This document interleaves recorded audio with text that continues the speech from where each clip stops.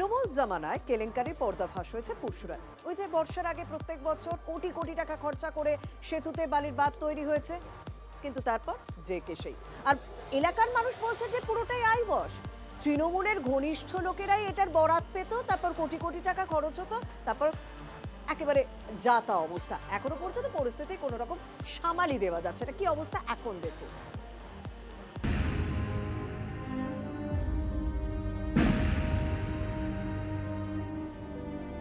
পুরসুরার কাদিপুর শ্রীরামপুর গ্রাম পঞ্চায়েতের আর এই মুন্ডেশ্বরী নদী, এখানে যেটা গ্রামবাসীদের অভিযোগ যে বাঁধ বালির বস্তা দিয়ে তৈরি করা হয়েছে এবং বালি দিয়ে বাঁধ তৈরি করা হয়েছে, যার ফলে এই বাঁধ টিকছে না।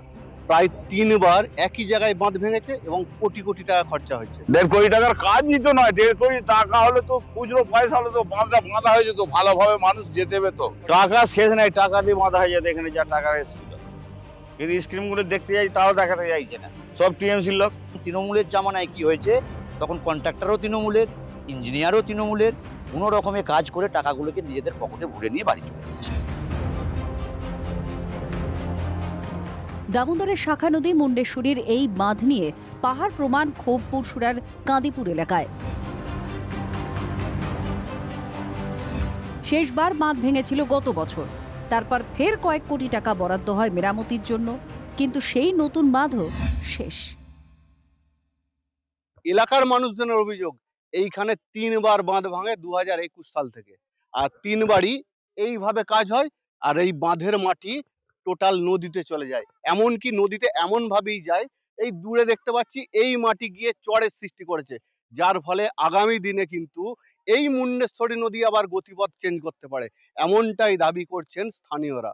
এরকম ছিড়ি বাঁধে সারাই করা, পয়সা সব কোথায় চলে যাচ্ছে, খালি বস্তা দিয়ে দিয়ে বাঁধ সারাই হচ্ছে। তৃণমূলের আমলে যা হয়েছে সব বলবো সব চলে গেছে, ওরা সব খেয়ে নিয়েছে টাকাটা। কিন্তু কাদিপুরে সাধারণ মানুষের কোনো কাজ হয় না, সাধারণ মানুষ কিন্তু যেতেও পারে না। ভাঙনটা দেখে মানুষ আতঙ্কে পড়ে থাকে, খাওয়া দাওয়া বন্ধ হয়ে যায়, ছেলেপুলে নিয়ে কোথায় যাবে তারা চিন্তায় থাকে। আমরা সাধারণ মানুষ বুঝতে পারছি যে রাস্তাটা বালির উপর বালির বাঁধ করা হচ্ছে বা রাস্তাটা ভেঙে পড়ে যাচ্ছে, কিন্তু যারা বাদ দিয়ে আসছে তারা কি বুঝতে পারছে না?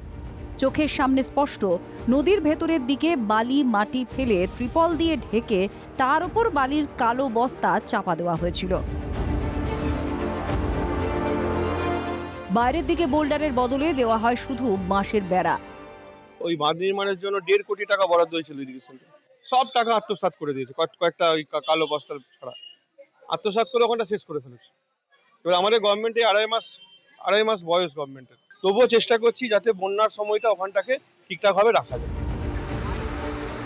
স্থানীয়দের আশঙ্কা ডিভিসি এবার জল ছাড়লেই অবশিষ্ট বাঁধটুকু ভেঙে যাবে। আতঙ্কে ঘুম নেই কম করে 8টি গ্রামের প্রায় 20 থেকে 22,000 মানুষের। এলাকার বাসিন্দাদের দাবি তদন্ত হোক, বাধ্য রিপেয়ার করতে হবে, না হলে 7-8টি গ্রাম ভেসে যাবে। কিন্তু তারাও চাইছে এই কোটি কোটি টাকা কার পকেটে ঢুকলো, তদন্ত হোক, তদন্তে সবকিছু বেরিয়ে আসবে। পুরসুরা থেকে ক্যামেরায় মধুসূদনদের সঙ্গে তন্ময় বৈরাগী, TV9 বাংলা।